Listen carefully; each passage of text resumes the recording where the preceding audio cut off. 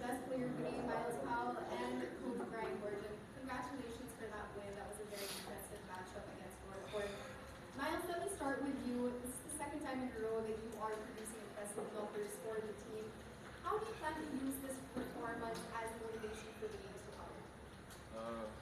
That was probably the best test that we had all year since we've been here. And like I said, last time I was here, Coach been doing a good job of preparing us for this. And the whole time, when we just lost the lead, everybody came back to the huddle. We just said we needed to stop. Thank you, bro. Thanks, man. And we just executed. We got to stop. We came down. We put the ball in my hands, and it was game time. Now, Coach Brian, it was a tight game all throughout until the last second of the game. But the composure of every player was there, and it was present. What kind of message do you want to, send to all the teams here that will be aiming with the second win? Well, to be truthful, I mean, he made a hell of a play, but we didn't. The last minute of the game, we ran a set, they stole the ball and laid it in. Then we came down on the next possession and we threw it away, and they missed a layup, or the game's over. So my calling out is to everybody, the first game was not, and the concern is, we win by 45 points and everybody thinks you're something you're not.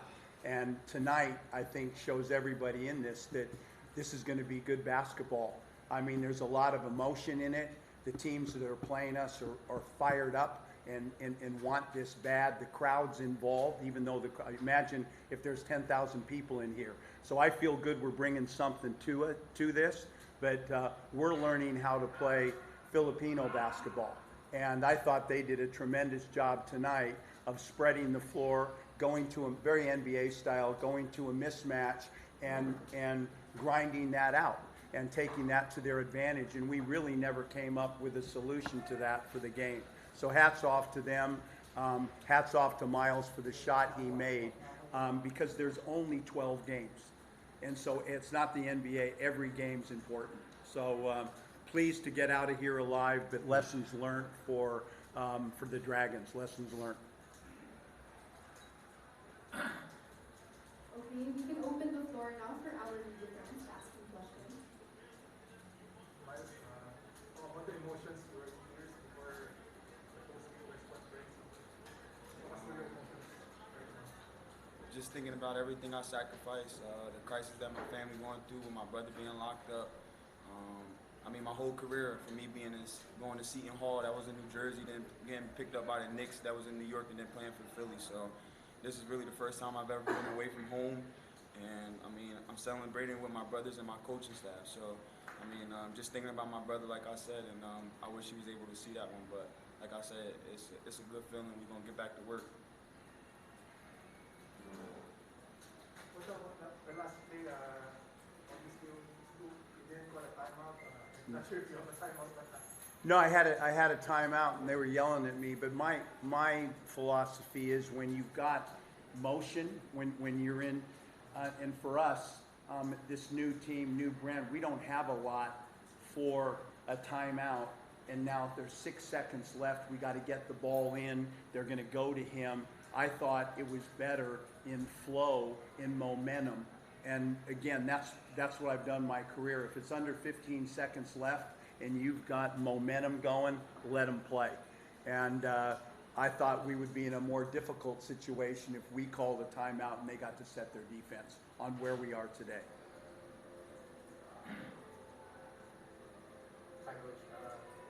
The last time we talked about having to contain guards, I think, would you say that was a big problem for most of the game against Robert Bullock? Huge. I mean, that was we were really concerned coming into the game on their big import. We thought he was dominant in the last game. And I think you could see we did a damn good job on him. We doubled and we rotated. This reminded me of a Luke Daka situation when I was at the Olympics and we played Slovenia. And we had a trapping scenario like we did in the post. But our bigs are not of the ilk right now to trap on the perimeter like that. So instead of going inside, the coach smartly pulled it to the perimeter, created mismatches out there, and he not only scored, but he got other people involved. I thought he was brilliant tonight, and I thought he was brilliant in their last win. So again, more challenges and more things to get better at. From the offensive side, are you worried about the guard production beyond Miles? Because I think there wasn't a lot of guards that were productive beyond Miles. And he had a slow start before he made it back up. Well, I think our second best player for most of is Glenn Yang, and he plays the point. And I thought tonight we just never got Kobe involved. He was pretty good the other night. He's been good for his preseason, but as you say, and I thought the way the game was played and the tightness of it and how it was played, I never really got the bench involved. I put a guy in for 3 minutes, it wasn't happening. They'd come back at us. I'd go back with the starters. So Lou, those guys that were big in the last game, I didn't get involved tonight.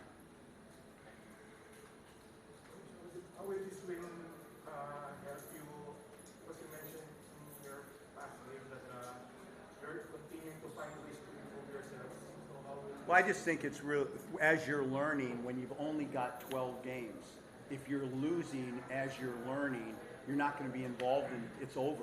And this game, to me, it's like I've never played in a season where it's either 40 games, 50 games when you're in China, 40 when you're in Australia, 12 games. You lose a game like that, it's a huge, huge, huge hit.